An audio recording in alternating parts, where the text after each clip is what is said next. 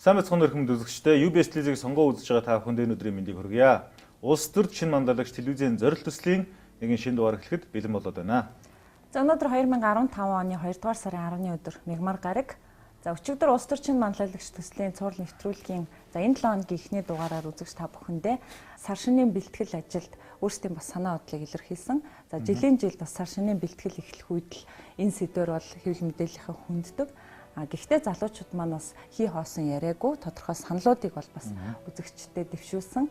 За өнөөдрийн хувьд манай үлдсэн оролцогчдоос 4 тоглогч бол мэтгэлцээнээр яг энэ сэдвийг сүнцэн байгаа. Тэгээ өнөөдрийн тоглолтын сэдв бол за сар шинийн баярыг тэмдэглэн өнгөрүүлэх зан үйлд төрийн оролцоо зайлшгүй хэрэгтэй гэсэн ийм шийдлэр бол харилцсан мэтгэлцсэн байна.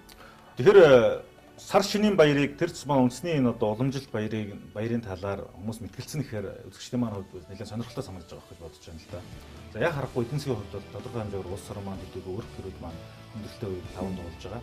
Тийм учраас энэ эдийн засгийн хязгаарлагдмал нөхцөл бололцоонд бидний уламжлалт баярынхаа ёслолынхаа агуулгыг нь алдагдуулахгүйгээр хэрхэн үр дүнтэй тэмдэглэхөө гэдэг бол иргэдийн маань болгоомжсон нэг асуудал.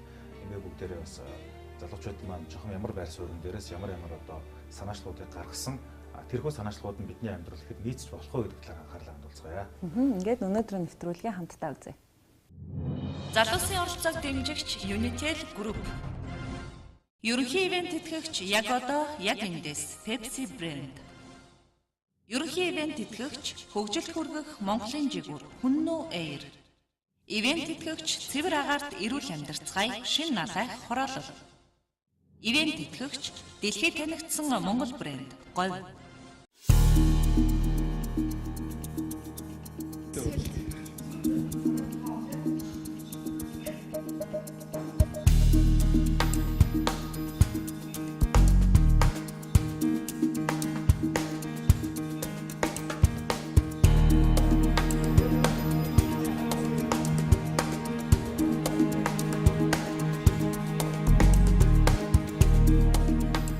Сайд баяр эрдэнэ баримтлалын илтгэл хугацаа 4 минут. За энэ өдрийн мэндийг хүргэе. Засгийн газрын тэргүүн баяр эрдэнэ. За бидний өнөөдрийн мэтгэлцээний шийдэл бол цагаан сарын баяр ёслолт тэмдэглэх зан үйлд төрийн оролцоо зайлшгүй шаардлагатай гэсэн ийм шийдэлтэй мэтгэлцэж байна. Энд чинь нэг бяцхан тодорхойлт хэлэхэд бол энэ ерөнхийдөө зөвхөн зан үйл хэлтгүү энэ тулгардаг нийгмийн асуудал тэгээд баярыг хүндрэлгүй тэмдэглэхэд гардаг эдгээр асуудлууд дээр төвлөрч мэтгэлцгийг зорилго болгож байна засгийн газрын зүгээс.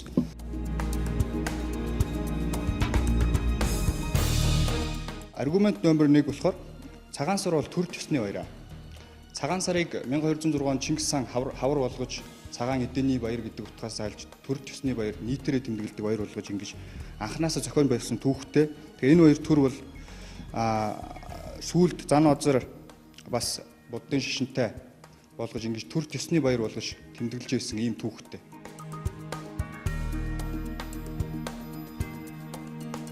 За аргумент номер 2. Төр энэ баярт хүсэг оролцож ирсэн.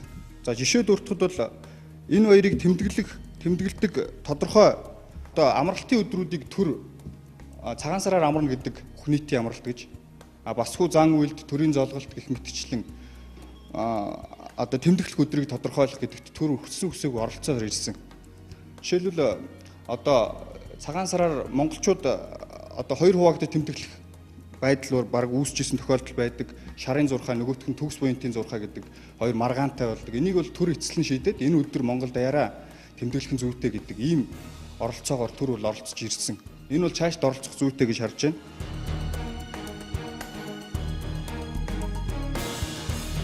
За аргумент 3 болохоор энэ баярыг далимдуулаад үнийн хөөрөгдөл гэдэг юм уу? Асуудлууд бол үүсч эхэлдэг.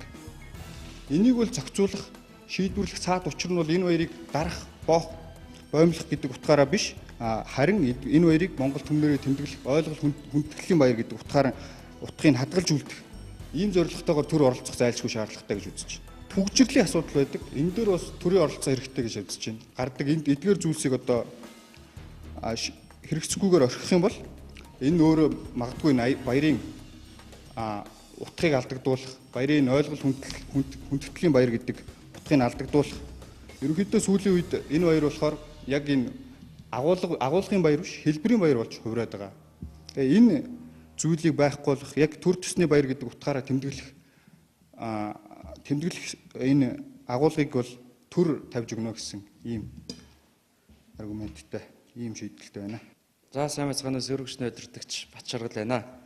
Тэгэхээр өнөөдрийн бидний шийдэл бол төр тасны цагаан сарын баяр дээр төр заавал оролцох зайлшгүй шаардлагатай юу гэж байна. Сөрөгчний хувьд бол шаардлагагүй гэж үзэж байгаа юм л да.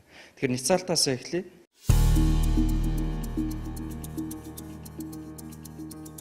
Манай засгийн газар цагаан сар бол төр тасны баяраа гэж байгаа тийм. Гэхдээ төр тасны баярын бол Чингис эзэн богд Чингис хааны үед намар хийдэг байсан баярыг төр орсноороо өнөөдөр бид нар хаврыг тарчиг цагт хийдэг болсон. Нэг ясанда хавар хийдэг энэ намар хийдэг идэ будаа тариа будаага хураасан одоо мал ахын одоо тарга хүчээ авсан энэ үед нь хийдэг байсан намрын баярыг төр оролцсноор шашин оролцсноор хавар хийдэг болсон ийм одоо жишг бол тогтоод ирчихжээ. Гэтэл цаашдаа бол төр ингэж одоо ийм байдлаар оролцсноор энэ баяр маань өвөл болох юм уу, зун болох юм уу, хугацааны хувьд хагас бүтэн сайныг тааруулах юм уу гэдэг маань өөрөө төр оролцох нь хэр зүйтэй юм болоо гэж нэгт үзэж байгаа. Аргумент 2-ын ницаахад хүссэн үсээгүй төр оролцсон гэж байгаа. Төр бүхий л баяр ёслолуудад оролцоод байх юм бол яг одоо 2 сарын 14-нд Валентин болох гэдэг нь л. Валентины баяр төр оролцох уу гэж асуух гэж. Төр бүхий л баяруудад орж тэмдэглэдэг, бүхий л дээрээс нь тогтоож өгдөг, журам дөрөн бүхий л зөвлөлийг шийдэж өгдөг болвол энэ баярын жинхэнэ утга өөрөө үгүй болох юм аа. Энэ баяр бол уламжил бол малчтын одоо үндэс угсаа гэр бүл одоо хамаатан садан төрөл төрлөختөө мэдэх хоорондоо танилцах одоо ах дүүсээ мэдэх хоорондоо нэг жилдээ нэг цуглаж байгаа бие бинийгээ таньж мэдэх ийм өргөн агуулгатай ийм баяр юм байна. Харамсалтай нь энийг төр итерхий өөр дээрээ авч бүх баярлал санаа тавьж бүх баярлал өдөр судрыг тогтоож өгснөөр өөрөө бид нар төр зөвхөн баяр тогтоодог баярын жишгийг өдрийг тогтоож өгдөг ийм жишг рүү орох гээд байна.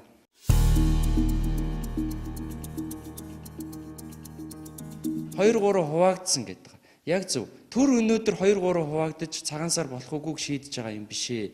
Энэ бол шарын улааны гэсэн хоёр шашны урсгалын үндсэн дээр бол өдөр судар дээр маргаан гарч байгаа болохоос биш. Энд бол төр ороод улсын их хурал засгийн газраар хилцээд ямар нэг өдрийг тогтоож байгаа хэрэг огт биш юм аа. Энэ дээр бол шашны хоёр шашны бүлэглэлийн одоо шарын шашин улааны шашны хамтарсан одоо мэдээллийн дундаас бол нэгсэндээ төр өөрийн гэсэн шийдвэрийг гаргаад байгаа. Гэтэл цаад шийдвэрийг цаад угсааг ингээд тухайд үзвэл энд бол цэвэр шашны одоо улааны шашны шарын шашны одоо илүү давмгаал байгаамаа гэж үзэж байна.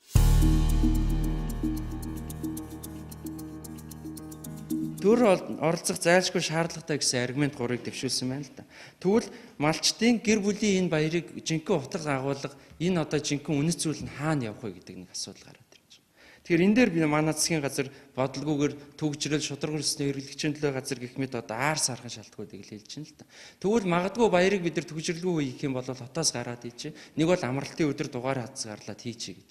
Ийм явцсан байдлаар ийм богинохон одоо ойрын хугацааг харж бид нар ямар нэгэн шийдэл гаргахгүй. Цааш энэ төрийг энэ цагаан сарын уламжлалт баярыг хадгалж авч үлдээ гэвэл бид нар энэ баярыг төр айл болох оролцоогоо багасгаж иргэдийн өөрийн одоо уламжлал ёс суртахуун дээр нь илүү анхаарах хэрэгтэй. Төр энэ дээр болж игэл яах ёстой гэдгээр уламжлал соёл тэр одоо зан заншлыг түгээн дэлгэрүүлэх ажилд оролцсон гэхээс биш үүнээс болж одоо өөрөөр одоо төрийг хатуу тогтоож өгч зайлшгүй орох бол шаардлагагүй гэж үзэж байгаа.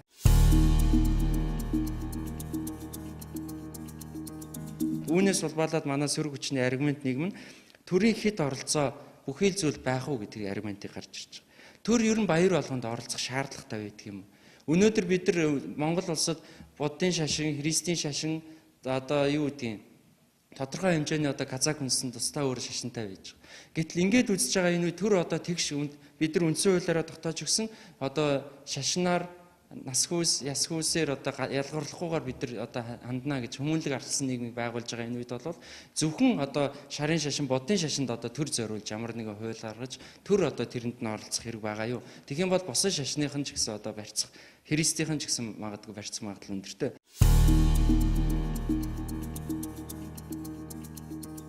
Төрийн тэгвэл тэгш оролцоо хаана явах вэ гэж. Тэгвэл шашин иргэд хүн ам бүртээ тэгвэл ижил тэгш хандъя гэж. Тэгвэл үнэхээр төр ороод зөвхөн цагаан сарын баярыг энэ одоо шарын шашны энэ баярыг тэмдэглэх гээд байгаа юм бол энэ яг жинхэнэ утга агуулга алдсан энэ баярыг тэмдэглэх гээд байгаа бол бүхий л баяр жигэд хандах ёстой.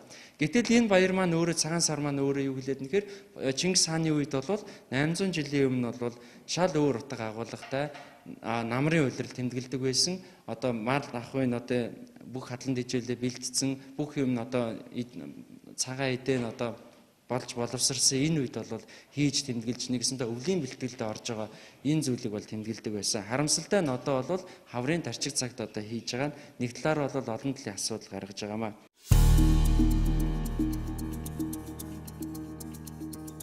Түр ямар нэгэн өдөр товолдог биш ээ. Ийм 30 секунд авч уучлаарай.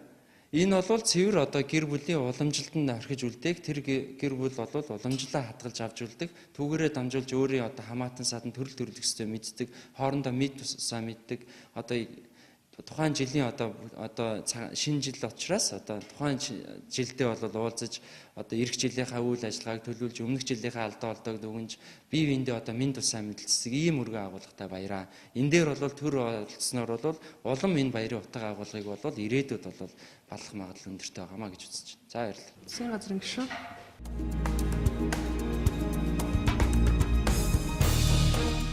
За засгийн газрын гишүүн миний би ерөнхийдөө бол засгийн газрын үзэл баримтлалаа яриад за мөн энэ нэцаалтыг бас ярья. Монголын тэр уламжлалт олон зууны туршид бид нэр цагаан сар гэж тэмдэглэж ирээд байгаа төрд ёсны энэ баяр маань одоо яг зан үйл маань те энэ соёл маань үнэхээр энэ чигээрээ байж чадж гинүү гэдэг дээр бид нар бас эргэж нэг харах зүйтэй. За ерөнхийдөө бол төр зарим нэгэн зүйлд одоо оролцохгүйгээр үнэхээр одоо яг бидний одоо цагаан сарын зан үйл яг уламжлалт ёс заншлаараа явж гинүү гэдгийг бас бид нар эргэж харах хэрэгтэй.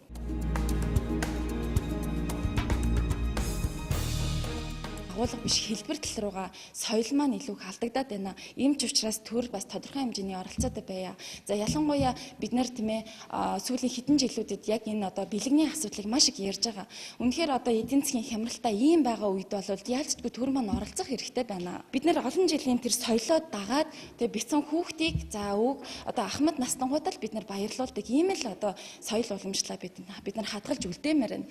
За түүнээс биш ингээд жинхэнэ бил бэнчингээ гайхуулах те ийм одоо зүйлээс зан үйлээс татгалзъя гэдэг ийм уриалгыг бас сөрөг хүчиндээ хэлмээр байгаа. Жилдээ тийм ээ ганц удаа идэг. Тэр чигээр үндсэн даяараа баярладаг хамгийн том баяр гэж бид нар хэлдэг учраас нийгмийн одоо асуудлаас гарч байгаа одоо нийгэмд магадгүй ард иргэдэд дарамт үзүүлж байгаа зүйлүүд дээр бол төр яалтчгүй оролцох шаардлагатай байна гэдэг ийм одоо юун дээр бат зогсож байна. За баярлалаа. За сөрөг хүчний гишүүн.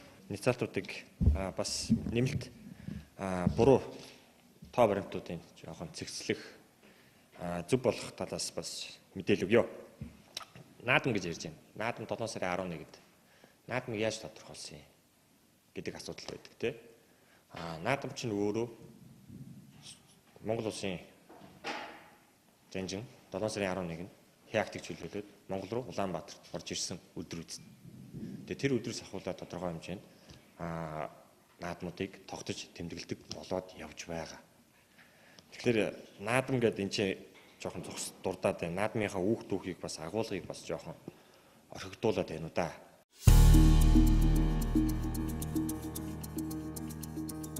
Хоёрт энэ төр заашгүй оролцох ёстой гэдэг нэг зүйлс төр маш хүчтэй зогсоол байна л да. За тэгвэл төр одоо бэлэг сэлт өгөх айлчин гийчэнд орж ирэхэд ийм бэлэг заавал өг. Үндэсний үйлдвэрлэлийн бүтээгдэхүүнийг заавал өг. Ашгүй мөнгөн дэвсгэр заавал өг. Ашгүй зөвхөн мөсөн чихэр заавал өг гэд оролцуулж таарах гэдэг нь штэ. Энэ чинь агуулга зөрчигдөд нь штэ. Тэгэхээр чинь төр ийм юмд оролцох шаардлагагүй шүү дээ.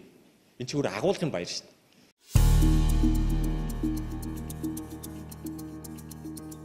За миний мэдэх. За яг миний өөрийн олон жилийн туршлагаар яг өөрөө тэмдэглээд би тэр нутагт байсан хүний хувьд хэлэхэд Хятад төр оролцдоггүй. Тэр хүмүүсд яаж тэмдэглэхийг өмнөд хойдыг оролцдоггүй. Тайванд оролцдоггүй. Солонгост оролцдоггүй. Японд оролцдоггүй. Төр нь байгаа юу? Байгаа. Тэр хүмүүсүүд нь ёс заншлаараа өөрсдөө агуулгынхаа хувьд тэмдэглээ явдаг. Тэ? Малайз байна, Таиланд байна, Тайван байна. Миний мэдхийн хувьд олон жил тэмдэглээд олон жил тэнцээ сураад ёс заншилт нь үг дүүгийн судлаа дотор нь ороо явж хахад төр заавал одоо заавал ийм мэдээ будаа байх ёстой. Заавал ингэж салиуд буудуулах ёстой. Заавал ингэж бэлэг өгөх ёстой гэж юусоо оролцдоггүй. Бид нар ороод зүгээр л сайн байна уу мэдлээл цагаан эдээ байвал тэр цагаан эдээнээс нь амсчаал тэгэл бэлэгсэлт юу өгөхгүйгээс нь хамаарахгүй зүгээр бид нар орж хүндэтгээд гараа явдаг. Тэгэхэд одоо төр заавал оролцох ёстой гэдэг нэг тийм рүү яриад байна. Тэгээд өшөө тэр түгжрэл гэж юу яриад байгаа юм бэ? Машины түгжрэл гэж нэг юм яриад ах шиг байна. Энэ машины түгжрэл гэдэг чинь нэг чухал зүйл энэ төр оролцоод авах шаардлагагүй шүү дээ. Энэ чинь зүгээр л орчин үеийн хот Улаанбаатар буюу метрополитен хот болцсон, урбан хот болцсон энэний үр дүнд гарч байгаа л нэг зүгээр л нэг илрэн шүү дээ. Хүмүүсүүд тэр түгжрэлтэй вэ, түгжрэлгүй вэ, төр зохицуулсан ч вэ, зохицуулаагүй ч вэ, ард иргэд тэр цагаан сараа тэмдэглэх болно агуулгын хувьд.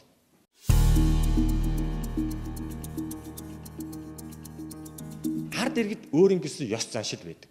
Өөрийн гэсэн үзэл бодол байдаг. Массын өөрийн гэсэн хүлээн зөвшөөрдөг тодорхой хэмжээний мэдээлэл байдаг. Тэр мэдээлэл дээрээс үндэслээд шийдвэр гаргаад тэмдэглээд явна үз. Төр тодорхой хэмжээнд түүнд нь яах ёстой юм.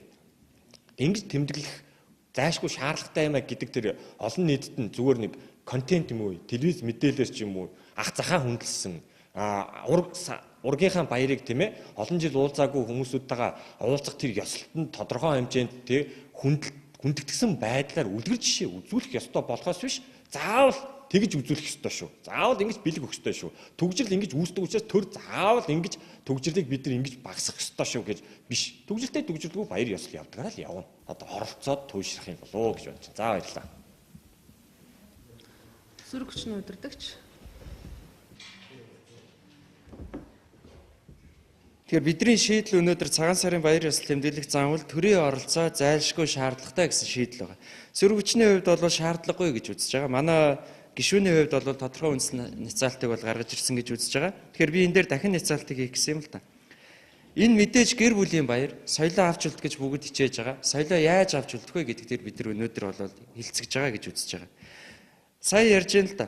Хэлбэр агуулгын баяр болчлоо гэж байгаа. Яг энэ нэг үг хэлэхэд энэ баяр бол хэлбэрийн хувьд, агуулгын хувьд бол бидний хувьд бол хамгийн чухал баярын нэг байна.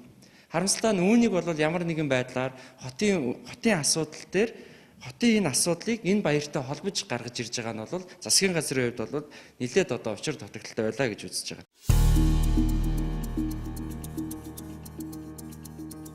Эдийн засаг хүндрэлтэй байна гэд бид нар энэ баяр соёлоо өгөөсгөж байгаа хэлбэр гарч ирж байна л засгийн газрын зүгээс. Тэгэхээр ийм зүйл байж болохгүй. Энэ эдийн засгийн хүндрэл гэдэг бол энэ одоо ойрын хэдэн жилдээ болно гэхээс биш насан туршийн энэ одоо хэдэн зуун жилийн үргэлжлэх зүйл огт биш юм аа.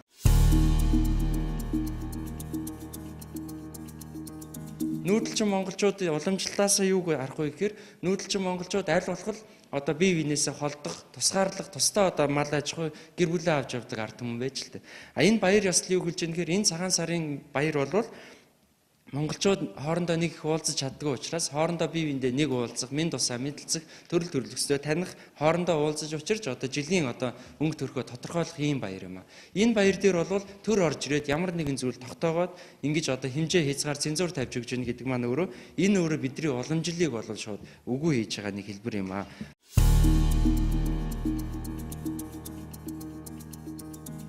Төр ямар нэгэн баярыг тогтоож өгдөг, төр ямар нэгэн баярыг жишээлж өгдөг ийм байгууллага өнөөдөр биш юм аа. Энэ дээр бол төр ямар эрх үүрэгтэй вэ гэвэл төр энэ уламжлалыг яаж хадгалж авч явах вэ? Урт хугацааны Монгол төрийн одоо бодлого байдаг бол энэ баяр ёслолыг, энэ соёлыг яаж үр хөвгтөд уламжлуулах вэ гэдэг дээр илүү өргөн алсыг харсан бодлого энэ дээр гаргах шаардлагатай. Дараагийн нэг зүйл нь хамгийн сүүлд хэлэх зүйл нь бол энэ бол төр ёсны уламжлалын баярын мөн тэгвэл энэ баярын тэмдэглэх процедур нь өөрөө гэр бүлийн хүрээнд ахуйн хүрээнд явдаг баяр учраас үүнийг ямар нэгэн төр дунд нь утгалдаж төр энэ дээр орж ирэх нь бол энэ баярын жинхэнэ мөн чанар утга учирыг үгүйсгэж байгаа нэг хэлбэр болох юм аа. Анхаарал тавьсан танд баярлалаа. За баярлалаа. Ерөнхий сайд.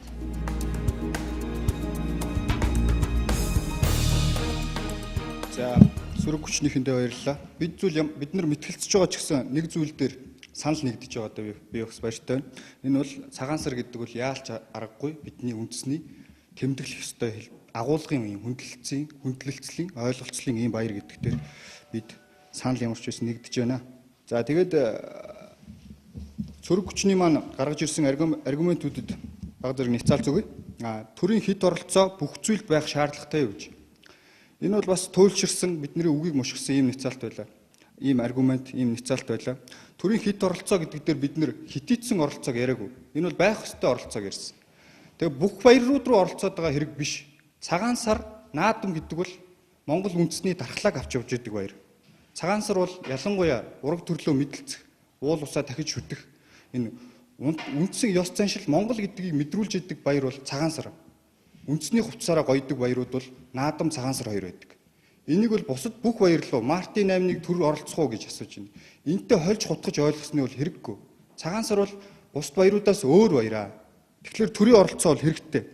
Төрийн оролцоо бол зайлшгүй шаардлагатай энэ дээр. Гэхдээ төр оролцохдоо эн чинь хүндрүүлэх эсвэл хаалт боолт хийх гэдэг утгаар оролцож байгаа биш ээ. Зүгээр л ойлголцол нэг нэгэнтэй дарамт тээр учруулахгүй, эдийн засагта хүндрэл учруулахгүй, ингэж баярлах дээр л төр зохицуулт хийх зүйтэй гэж засгийн газрын зүгээс үзэж байгаа маа.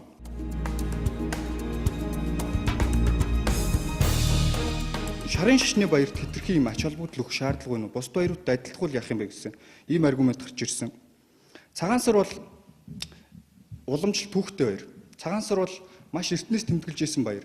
Бас түүхийн үе шатанда шарын шашинтай холбогдож байсан түүх бий. Гэхдээ энэ бол цэвэр монголчуудын ёс заншлыг хадгалж үлдэх ийм баяр. Одоогийн байдлаар бол ийм баяр байна. Нэгэн цагт малчны баяр гэж дарагдмал хэмжээнд байсан үүнийг төрөл мөн сэргээсэн. Төр үүнийг Монгол түмний баяр, нийтийн баяр, бидний ойлголцол хүндэлцэл, бидний энэ ёс заншлаа мэдлэх баяр болгож төр сэргээсэн. Тэгэхээр энэтэй төрийн оролцоог үгүйсэх нь бол утгагүй бас туйлшрал. Хэд үгүйсэх нь бол туйлшрал.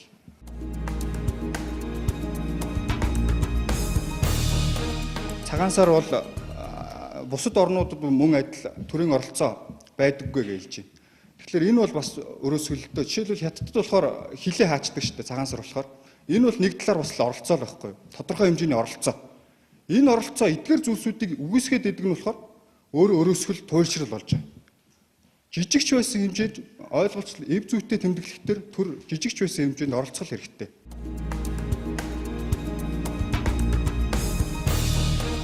Жишээлбэл одоо төрийн тэргүүн маань сүү өргөж цагаан сараа тэмдэглэе гэдэг уриалга гарсан. Энэ бол төрийн оролцооны хэмжээд уриалгын түвшинд оролцож байгаа оролцоо. Тэр бол бас архитектон согтуурлт хитийдсэн ийм зүйлийг хязгаарлах гэсэн л төрийн оролцоо.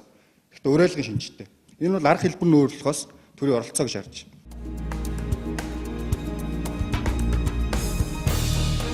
За тэгээд манай засгийн газрын зүгээс төр оролцох шаардлагатай. Цагаан сар бол төр төсний баяр. Төр энэ баярт оролцоор ирсэн гэдэг ийм аргументыг төвшүүлсэн. Мөн жишээ авах байдлаар олон жижиг үндслэлүүд, асуудлуудыг гаргаж ирлээ. Тэгээ анхаарал тавьсанд баярлалаа.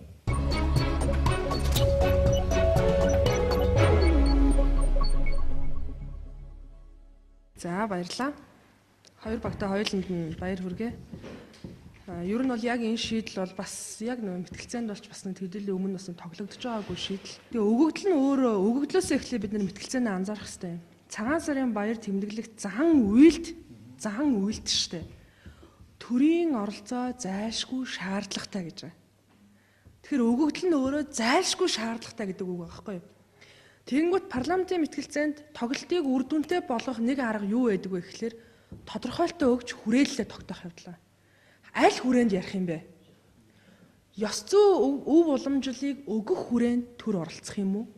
Яаж тэмдэглэх агуулгын хэлбэрийн хүрээнд төр оролцох юм уу? Эсвэл тэр баярыг тэмдэглэх боломжийг олгох хүрээнд төр оролцох юм уу гэд. Одоо өөрийн чинь саяны ярьдаг тэр хилээ хаадаг тэр өдрийг амралтын өдөр болгож зарладаг энэ төр бол төр баярлах боломжийг олгож л оролцож байгаа байхгүй юу? Тэрнээс айлын гэрлүү ороод цагаан сараар та нар үндсэн дотооддоо үйлдвэрлэсэн бэйли юм уу оймс үг эсвэл одоо юу гэдгийг те хэвийн боовоо 5 үе зас 7 үе зас гэдэг дээр оролцохгүй байгаа сте те тэр төр яг хаа хүртэл оролцох юм бэ гэдэг тэр хязгаараа бид нар тэр тодорхойлолтоор эхлээ өгөхгүй болохоор та хоёр ингээд хоёулаа нэг имийг хоёр талаар нь ярьсаар байгаа л дуусч байгаа байхгүй юу? Аль нь зөв юм ярьсан, аль нь ч буруу юм яриаггүй. Гэхдээ нэг юм яриаггүй. Зүгээр миний анзаарснаар бол нэг юм яриаггүй. Тэгээд тодорхойлолтоо өг гэсэн засгийн газрын зүгээс бол ерөөсөө л баяруудыг тэмдэглэхэд төр оролцох ёстой гэд та нар өөрсдөө эхлээд өөрсдийгөө орох тодорхойлт хийсэн байхгүй юу? Ямар баярыг тэмдэглэхэд төр оролцох юм бэ гэдэг зааг өгөөгүй учраас сөрөг хүчин чинь гарч ирээд тэгээд таашаа Валентины баярыг тэмдэглэхэд бас тэгээд төр хүсэх юм бол оролцох ёстой юу гэд. Ингээд та нар өөрсдөө энэ тодорхойлт хүрээлэлээ өгөхдөө хитрхи дэлгэмэл хүрээнд орцсон. А гэтэл шийдлийг чи өгөгдөл бол өөрөө зан үйлд төр оролцоно гэж байна. Тэгэхээр энэ зан үйл гэдэг үгэн дээр л та нар тоглолтоо хийх байсан. Цагаан сард ямар зан үйлийг уламжлалын бөгөөд уламжлах шаардлагатай зан үйл гэж нэрлэдэг юм бэ гэдгийг тэгээд төр ёстойгоо яаж холбогдох юм гээд. Тэгээ гуравт нь төр яаж оролцох юм бэ гэдэг арга хэлбэрүүдийг та нар тодорхойлж өгөх байсан. Жишээ нь баярыг төр оролцоно гэх юм бол энийг төр одоо жишээ нь юу гэдэг урьдчилж тоглоом наадгаа үндэсний хэмжээнд тэмдэглэх дээр оролцох юм уу? Одоо тэр улсын сайн малчин энтри чинь жишээ нь цагаан сарын өмнө заавал тодруулаад цагаан сарын баяраар нэг 1000 төлөө эндэгдэлгүй боожуулаарай энтри гэдэг нэг урамтайгаар цагаан сарыг ингэж дагуулж өвлийг өнтөө давсныхаа баярыг энтер тэмдэглэдэг нэг ийм уламжил энтер байж төр өөрөө шагнадаг, тодруулдаг, урамшуулдаг. Тэгээ зан үйлийг үлдээх зорилгоор энийг хэвлэл мэдээллийн хэрэгслийг ашигладаг. Нэг гих мэт ийм нэг уламжлалуудыг бид нар бол зайлшгүй ярилцах шаардлагатай. Тэгэд яаж оролцох гэдэг хэлбэр дээрээ нэлээд тогтвол энэ тоглолт үр дүнтэй болох байсан баха гэж бодож байгаа. Бусад улс орнд жишээ нь төр огт оролцдоггүй гэдэг үгийг бас тэгж зоригтой дуурч болохгүй. Жишээ нь Хятадд нийтийн тээврийн зохицуултыг хизээнээс нь эхлээд төр өөрөө оролцож хийдэг үлээ гэж бодох хэрэгтэй байхгүй юу? Орон нутгийнхаа хүмүүсийг гэр гертэ харж баярлах бололцоог нь төр яаж хангах вүлээ гэд жишээ нь түрүү жилгээд ихэд л баг сарын өмнөөс эхлээл оролцоол эхэлсэн. Нийтийн тээврийнхаа тасалбар дээр анхааръя. Үнэ яаж одоо өсөхгүй байх уу? Яаж иргэдээ гэр герт нь хариулж баярлуулах уу гэд эн чин төрийн зохих ёсны оролцоо мөн тэмдэглүүлэх шаардлага тэр гэр оронд нь аваачиж баярлуулахыг хүртэл зориулна гэдэг бол энэ бол төр тодорхой түвшинд оролцож байна гэсэн үг. Төр оролцдоггүй баяр яаж замбраагүй бөгөөд тэмдэглэлт ёсноос хасагддгийн тухай бас ярьж болох байсан. Жишээ нь манай улс чинь өнгөрсөн жил улс тунгалсны баяр буюу 11 сарын 26-ныг зүгээр тэмдэглэлт өдөр болгож хувиргасан шүү дээ. Нэг амралтын өдөр байлгаад баярын өдөр биш болгоод тэгэнгүүт яасан гингүүт тэрэнд зориулж явагддаг тэмцээн, уралдаан, түүхийн үйл ажиллагаа, тэрийг сөхдөг, ярьдаг хүмүүсийн тоо цөөрөх, иргэд тэрийг зүгээр нэг тэмдэглэлт болж хувиргахад энэ төргээд ингээд нэг сөрөг талууд гарч ирдэг учраас төр бол сонсох ёстой бөгөөд үлдээх ёстой өвөө төр өөрөө оролцож байгаа ч гэсэн үлдээхгүй бол энэ замбраагүй байдал бий болно гэдгийг ярих ёстой гэж үздэг. Бид бол оноо тавихаас илүү аль тал ялсан бэ гэдгийг ярих ёстой, шууд зарлах ёстой юм байна. Би бол мэтгэлцээнд сул тал үүсгэх хамгийн ихний үндсийг буюу дутагдaltaй талыг засгийн газар өөрөө бий болгодог гэж боддог. Тэгж яаж сөрөг хүчин зөв юм ярьж гарч ирдгээ гэж хүрээл тогтоохоос эхлээд ярьдаг. Би бол ялтыг сөрөг хүчинд өглөө.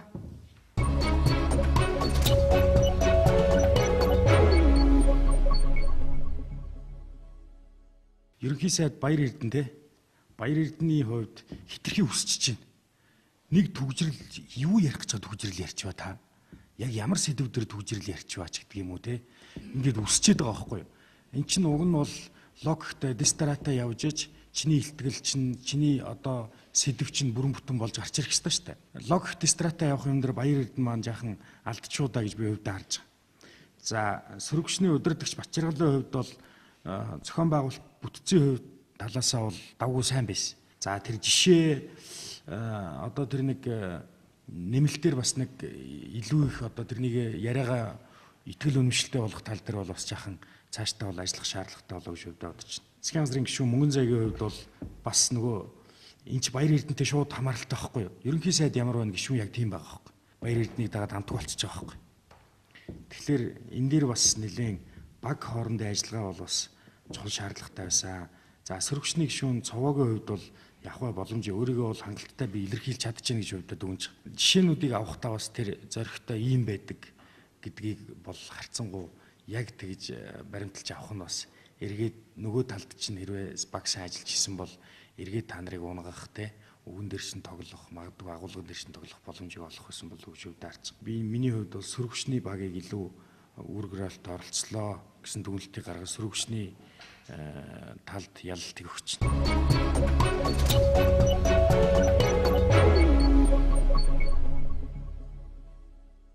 За иргэд дүн гарцглаа дөө.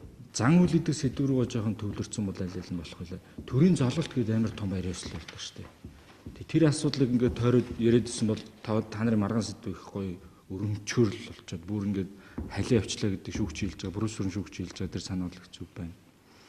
Эн чинь барыг шашны баяр гэхээс илүү улс төрийн баяр болчихлоо шүү дээ. Одоо яг цагаан сарын дараах нутгийн зөвлөлүүд өстө цагаан сар гэжтэй бужигнал тэмдэглэдэг шүү дээ, тий. Тэр одоо болсон хэр оновчтой юм зохистой юм. Тэгээд энэ үндэсний идентификац буюу адилслыг бас авч чадж байгаа юм уу? Эсвэл бүр харин ч нутгийн зөвлөлөөр нь талцуулаад хуваагаад байгаа юм уу гэдэг юм асуудлуудыг төвшүүлвэл бас маргааны сэдв бол мэтгэлцээний сэдв болж болох байсан юм болов уу гэж харж байна. Хожил нэмэргүй болчихлоо. Тий, тодорхой болчихлоо л да. За. За баярлалаа багуудаа.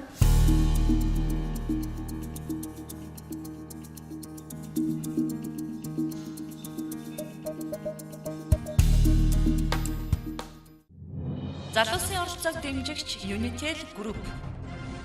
Ерөнхий ивент тэтгэгч яг одоо яг эндээс Pepsi Brand. Ерөнхий ивент тэтгэгч хөгжилд хүргэх Монголын жигүүр Хүннүү Air. Ивент тэтгэгч цэвэр агаарт эрүүл амьдарцгаая шин налайх хороолол. Ивент тэтгэгч дэлхийд танигдсан Монгол брэнд Говь.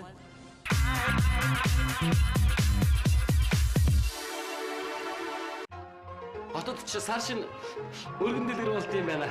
Ах нь ингээ хөдлөе дөө. За. Үгүй яа, сууж гараа. Хүй, агуудаа ирж байгаа. Мянгат малж байхдаа ямар бэлэг өгөх юм бэ хоёлаа. Харин ээ. Баргийн тоохгүй дээ. Минийхөө бэлгэндээ явлаа. Иглээ. Хондан цагаана бэлгэлвэл ямар уу? Нэрээ тгий. Алин хааш.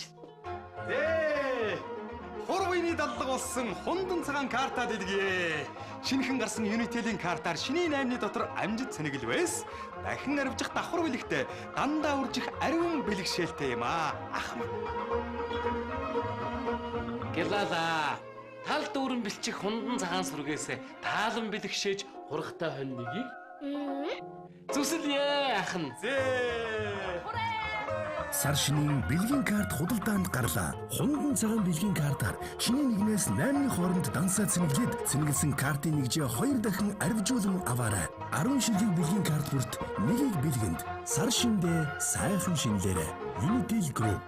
Univibe үзүүлж байна. A-Sound хамтгийн Forever 2-4 тоглолт. 2015 оны 2 дугаар сарын 14-нд 19 цагаас Crocus ивент болон зөвхөн Unitel-ийн хэрэглэгчид GG карта ашиглан GG оноогоор туналтын тасалбараа 20% хөнгөлөлтөөр аваарай. GG оноогоор хөнгөлөх тасалбарыг Unitel-ийн 40,000-д хороолол өргөө 2 салбаруудаас тоглолтыг Innovation IPTV-гийн 88 дугаар суугаар шууд дамжуулан үзүүлнэ. Forever 247.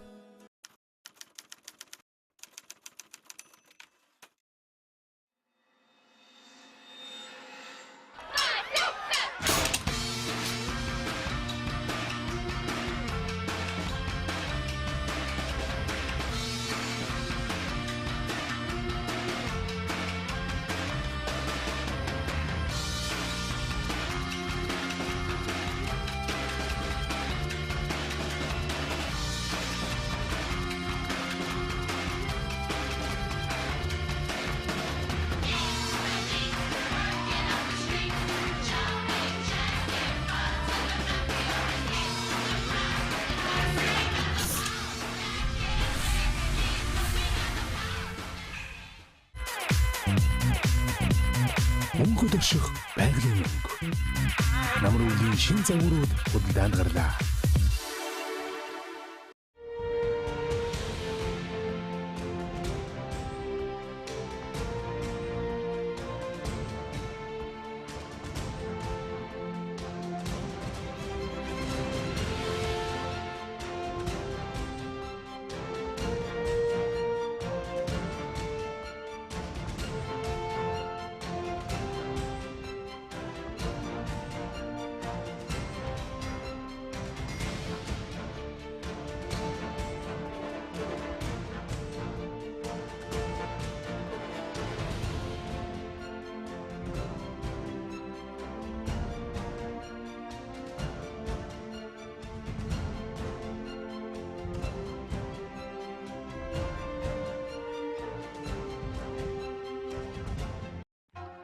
Хотод ч сар шин өргөн дэлгэр болд юм байна. Ах нь ингээ хөдлөе дөө. За. Үгүй яа, сууж гараа. Хүй, агуудаа ирж байгаа. Мянгат малж байхдаа ямар бэлэг өгөх юм бэ хоёлаа. Харин ээ. Баргийн тоохгүй дээ. Минийхөө бэлгэндээ явлаа. Иглээ. Хундан цагаана бэлгэлвэл ямар уу? Нэрээ тгий. Алин хааш. Хурвыны даллага болсон хундан цагаан карта дэлгэе. Шинэхэн гарсан Unitel-ийн картаар шинийн 8-ны дотор амжид цэнэгэл байс. Дахин арвижих давхар бэлэгтэй дандаа үржих ариун бэлгшээлтэй юм аа. Ах минь. Гэлала. Тал дүүрэн бэлчих хундан цагаан сүргээс таалан бэлгшээж хурахтай хонь нэгийг зүсэлье ахын. Сар шинийн бэлгийн карт худалдаанд гарлаа. Хундан цагаан бэлгийн картаар шинийн 1-ээс 8-ны хооронд дансаа цэнэглээд цэнэглэсэн картын нэгжээ 2 дахин арвижуулан аваарай. 10 ширхэг бэлгийн карт бүрт нэгийг бэлгэнд. Сар шиндээ сайхан шинэлээрэ. Unitel Group.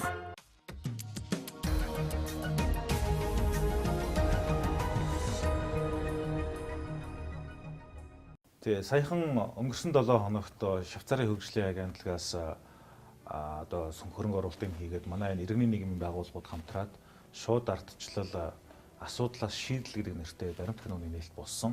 Энэ маань юу гэсэн үг вэ гэхээр одоо 5 жилийн өмнөөс иргэний танхим байгуулагдаад иргэд маань өөрсдийнхөө санал бодлыг чөлөөтэй илэрхийлдэг төр засгийн шийдвэр гаргах болон бодлого боловсруулах төвшөнд иргэдийн оролцоог нэмэгдүүлэх зорилгоор энэ зүйл гарсан байгаа. За энэ баримт каноны нээлтэн дээр бас би орж оролцлоо л доо. Тэгэхэд бол ерөнхийдөө энэ одоо сумын хөгжил, засам хөгжүүлэх сангийн тухай иргэдийн хамгийн гол асууж байгаа зүйл мэдхийг хүсэж байгаа зүйл бол ерөөсөө төсвийн нээлттэй ил тод байдал. Төсвөө яаж зарцуулагдаж байгааг мэднэ гэдэг бол иргэд төр засгтай хяналт тавих одоо хамгийн том боломж болж байгаа. Саяны 1 сарын 1-ээс эхлүүлж гисэн бас энэ шилэн дансны хуулийг хэрэгжиж эхэлчлээ. За манай оролцогч бас Цэдэн Дамбаа үүнтэй холбоотой асуудлыг хүндсэн байгаа. Тэгэхээр мэдээ сахи булангаа үзэж та бүхэндээ хүргэх гэж байна. За улс төрчин манлайлагч төслийн оролцогч Цэдэн Дамбаагийн хувьд бол за бас иргэдийн мэдэх эрхийг хэрэгжүүлэх хүрээнд за сум дундыг хөгжүүлэх сангийн хөрөнгө ер нь хэрхэн нүдэ олж байна. За үнэхээр одоо бодтой хүндээ хүрч чадж байна уу? За нөгөө талаар хэрвээ хүрч байгаа бол эргээд бас төрийн бодлого дээр бас анализ хийсэн билээ. За жижиг үйлдвэрүүдэд бас тодорхой хэмжээнд ингэж тарааж өгөх нь хэр үр дүнтэй вэ? Эсвэл их томоор нь одоо томоохон хөрөнгө оруулалт хийсэн зүйтэй юу гэдэг асуудлыг хүндсэн байлаа. Ингээд мэдээ сахи болон хамтдаа үзье.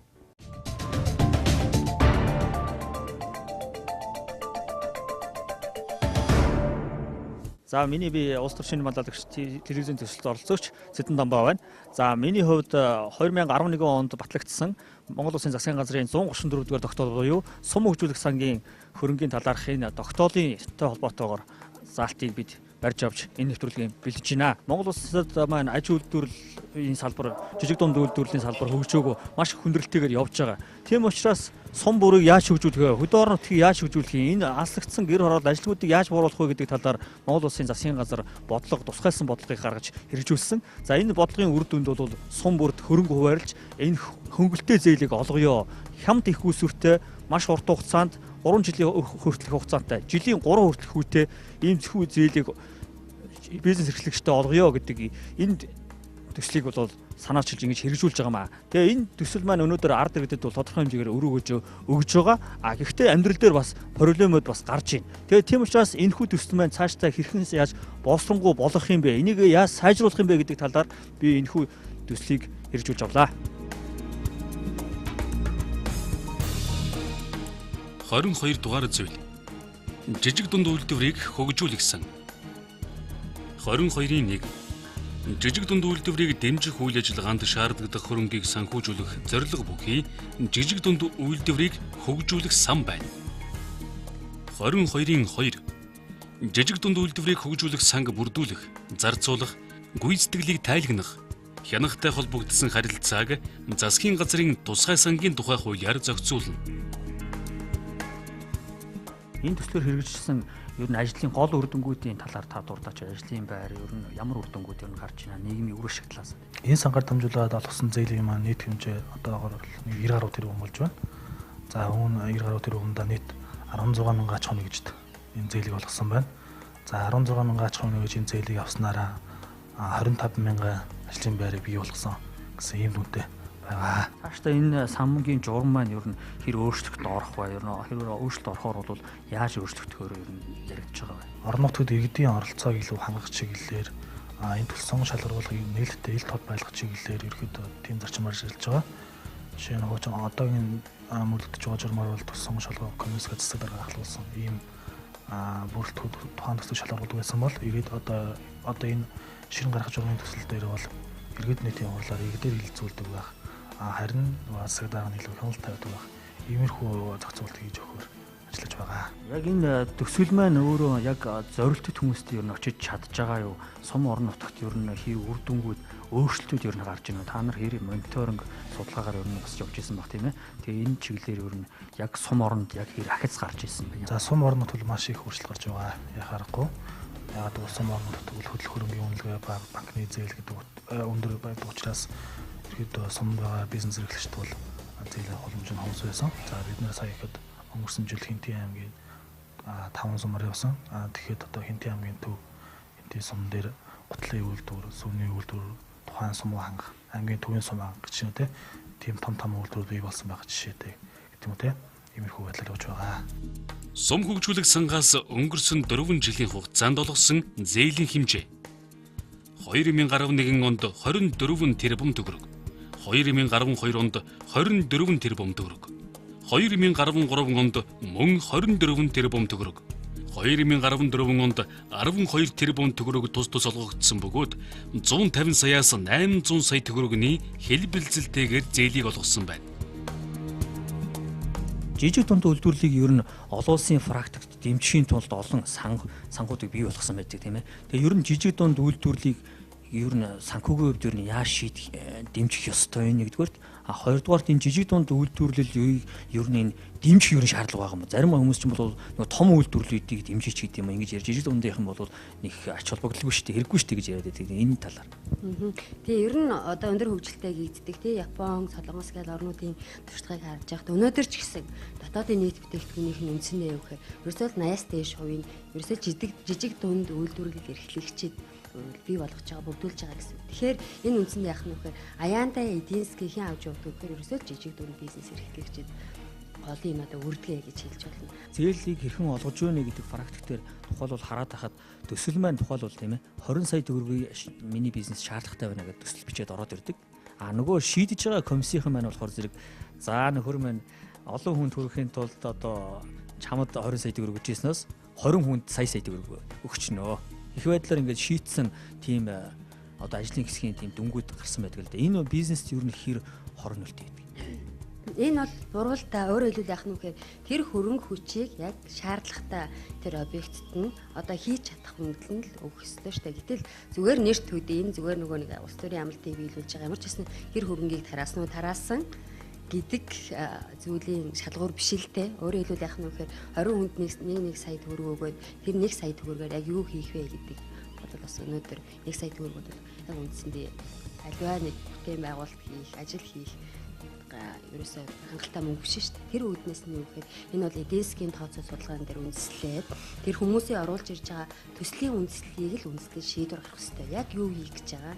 Энэнийг тэгээд ямар хугацаанд буцаага зээлээ төлөх чадвартай юм гэдэг тэр бүх эдийн засгийн үр ашиг тооцоог хийж шийдэх хэрэгтэй асуудал. Түүнээс биш энэ яах хэрэгтэй гэхээр зүгээр өөр бусад улс төрийн юм нөлөөлөл байх эсгүй. Өрсөлдөөнийг тухайлбал хязгаарласан шинжтэй бас тухайлбал зээл олгосон шийдвэрүүд тухайлбал гардаг л та. Тухайлбал юу шинэхлээр зэрэг хутал засдаг одоо 20 хүн тухайн суманд байж илаа гэхэд за 1-2 нь төсөл бичээд хостлын одоо тийм ээ үйлдвэрлэлийн ажил үйлсээ босронгуй болгоно гэдэг ингээд зээл авчдаг. Энэ чинь бол 3% өвөтэй урт хугацааны зээл учраас тэр хүнд бол нөгөө авж байгаа хүндээ бол маш их давуу байдал олгоод байна гэх тийм ээ. Гэтэл нөгөө төсөлтөд хамрагдаж чадаагүй хүмүүст маань энэ өрсөлдөөнд яаж нөлөөлдөг юм бэ болоо? Тийм тэгэхээр энэ бол хамгийн их өрсөлдөөнтэй байх нь ойлгомжтой. Тий ягаад тэгэхээр өнөөдөр жилийн 3% хүүтэй зээл гэдэг бол хэнд ч ойлгомжтой. Өнөөдөр зүгээр арилжааны банкны хугацаагүй хадгаламжийг гүг ихтгэл 1.1 биш тий. Гэтэл үнэтэй харьцуулахад мэдээж энд явах хэрэгтэй гэхээр өрсөлдөөнтэй. Гэхдээ энэ өрсөлдөөнд явах хэрэгтэй гэхээр өсөл шударгал байх хэрэгтэй. Хин юу хийж чадах вэ? Тэгээд тэр нь үнэхээр одоо ард түмэнд тэр бизнес эрхлэгчид одоо яг хэрэгтэй юу гэдэг дээр л тэр өрсөлдөө явж явах хэрэгтэй. Одоо хөтөлбөрт хамрагдаад тэр магадгүй тэр хөнгөлөлттэй зээлийг авч байгаа нэг бизнес эрхлэгчтэй юу гэж хэлмээр байна вэ гэхээр үнэхээр тэр зээлийг аваад үр дүнтэй зарцуулаач.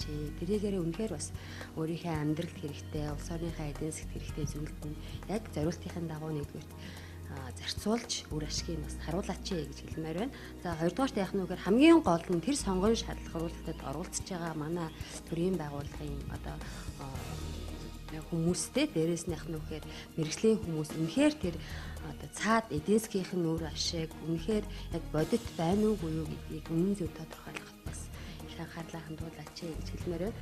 Улс төрийн манлайлагч нэвтрүүлгээр бид засгийн газрын 134-р тогтоолыг сонгоо авч ярьлаа. Энэхүү тогтоол байна ард иргэдэд өгөөж өгсөн маш олон сайн үр дүнгуудыг үзүүлсэнийг бид ярихад хангалттай. Олон хүмүүс ажлын байртаа бий болж орон нутагт бизнесийн үйлдвэрлэл үйлчлэгээ нэмэгдсэн байна.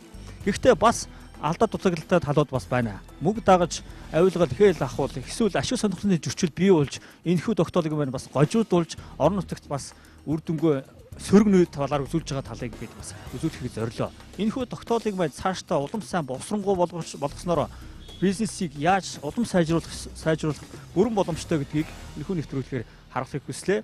Энэхүү тогтоол маань улам цаашаа өргөжин тэлж ард иргэдийн маань амьдрал ахуй улам сайн өргөжин дээшлэх болно гэж миний хувьд итгэлтэй байна.